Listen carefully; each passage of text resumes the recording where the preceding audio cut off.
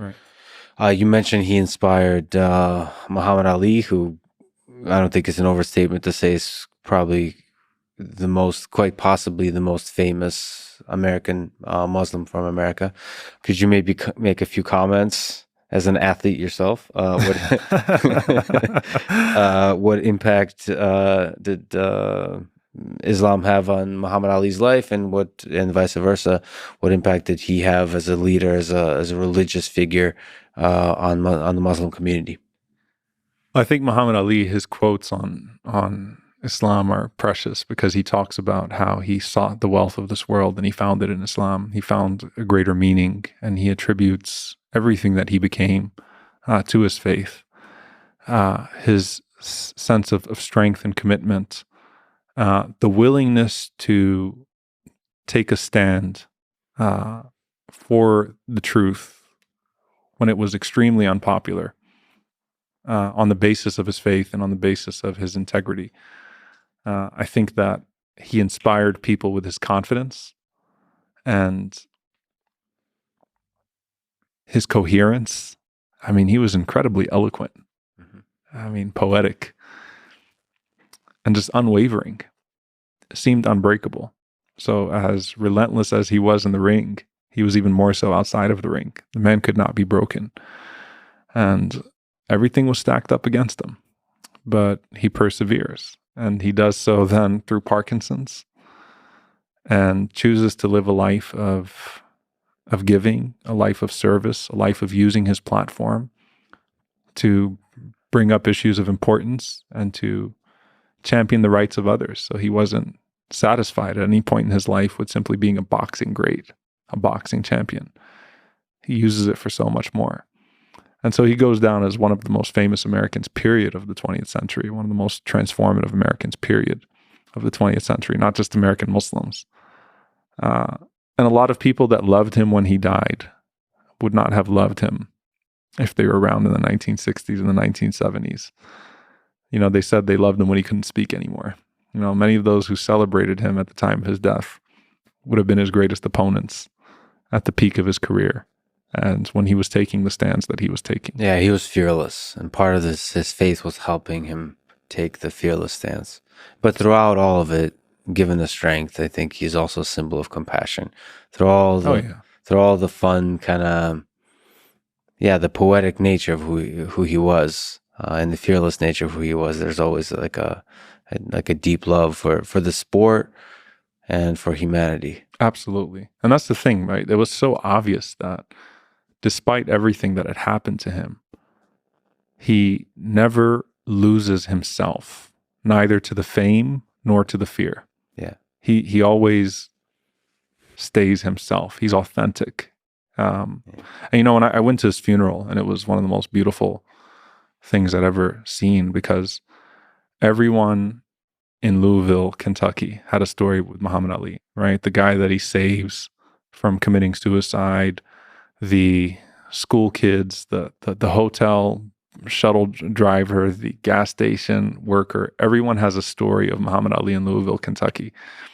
And when he passes away, everybody comes out and stands in front of their homes, and they take the casket and they drive around the streets of Louisville.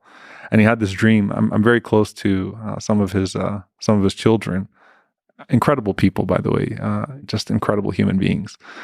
And he had this dream that he shared with them, that he was jogging around the streets of Louisville, Kentucky, and everyone had come out to wave to him. And so he's running around jogging and waving to everybody in the streets of Louisville, Kentucky. Then he gets to the cemetery, and he says he flies into the heavens. So his dream, and he had this dream years ago.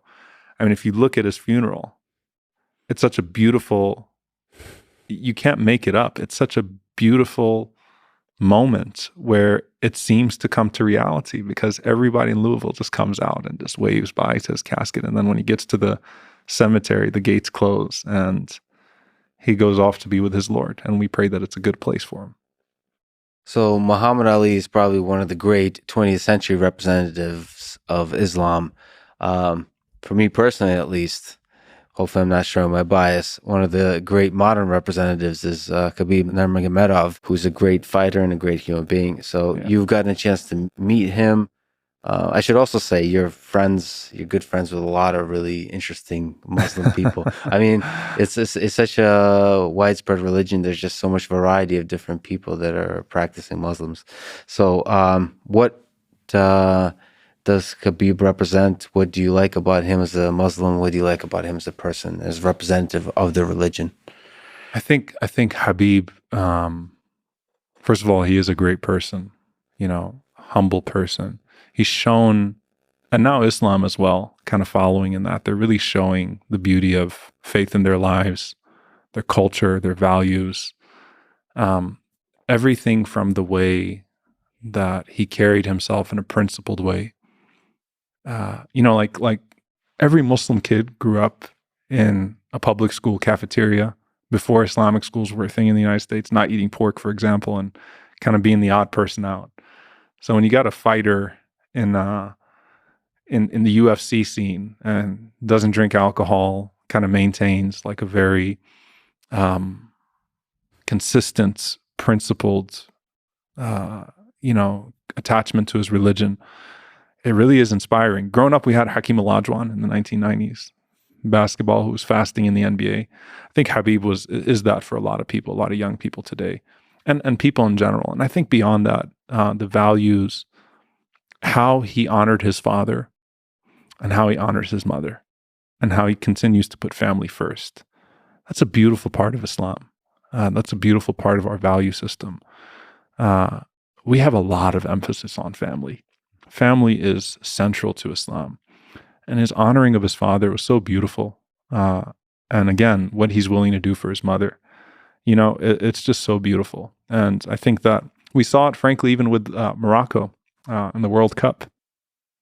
There was a lot of Islamophobia in this recent World Cup episode. A lot of the criticism of Qatar, while no government is beyond reproach, certainly no government is beyond reproach, but had very obvious, blatant Islamophobic undertones. And then with Morocco rising, being the first African Muslim Arab team, to get that far in the World Cup, what did you see? Beyond the consistent honoring of Palestine, you also saw the honoring of the mothers. Every single time the game would end, they go into a prostration of gratitude. So just like we prostrate in prayer, a prostration of gratitude.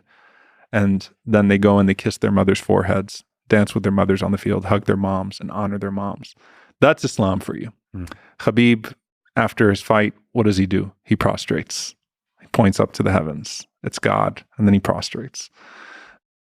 The whole Moroccan team beautifully prostrates. Even when they lost, they prostrated out of gratitude. They honored their mothers. So I think sometimes athletes are able to demonstrate some of these beautiful values of Islam in a way that the world can maybe see them in a different light.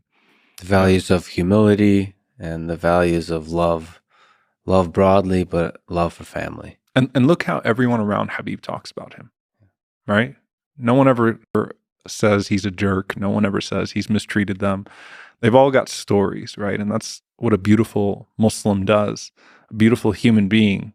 You treat the people in such a way that all these stories come out later of how good you were to everyone that came into contact with you. And Khabib was that person.